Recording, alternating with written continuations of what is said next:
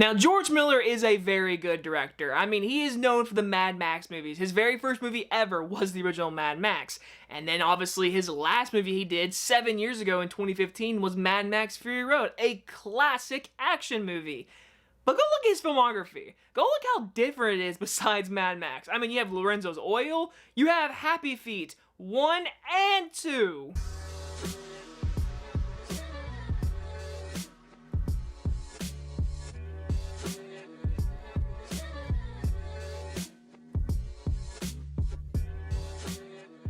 3000 Years of Longing stars Idris Elba and Tilda Swinton and is about a lonely scholar on a trip discovers a Djinn who offers her 3 wishes in exchange for his freedom. Now, I do find it funny that last week we had Beast, a very subpar movie that Idris Elba literally carried, and in this week we have a George Miller movie, which Idris Elba is once again carrying, because George Miller, like I said, Mad Max is his zone. That is his movies. That is what you know George Miller for me personally. And then when it comes to his other movies, they're very different. And then you have this movie, a movie I knew nothing going in. I knew that Idris Elba was playing a genie, and Tilda Swinton got the thing and broke it open, and that's all I knew. I saw like the one clip on a commercial. That is it. George Miller, I was like, alright, let's see what he can do besides Happy Feet and Mad Max. My biggest praise has to be Idris Elba, because like I said, he is carrying this movie. He can be in very subpar movies.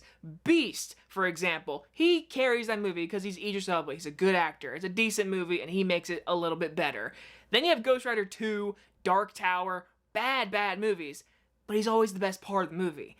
This movie is another example. He's the best part. He does a lot of narrating. He does a lot of talking of narration when he's in the green screeny areas. You see that he's trying. I mean, out of everything in this movie, he's doing his best. When he's in with Tilda Swinton in this hotel room, he's having some fun with his dialogue and his manner. I mean, he's doing the best he can, and I say he's the best part. Like, seriously, like I said, George Miller's editing, his style is in this movie. With some of the parts that go back in time when he's telling the stories, there's these different stories that he's telling to Tilda Swinton that have interesting concepts. There's weird and just energetic editing in certain parts and a few action scenes and stuff like that that I enjoyed seeing George Miller isrums, or kind of remind me of certain scenes from Mad Max, Lorenzo's Oil, the camera angles.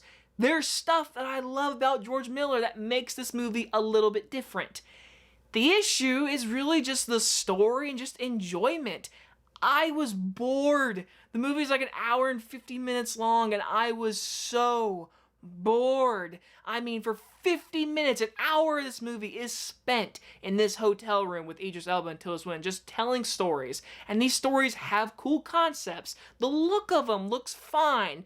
But when there's a ton of green screen that looks horrible, and some CGI that looks just really funky and just out of place, this movie is so different that the general audiences, I see this movie flopping, if you ask me. Seriously.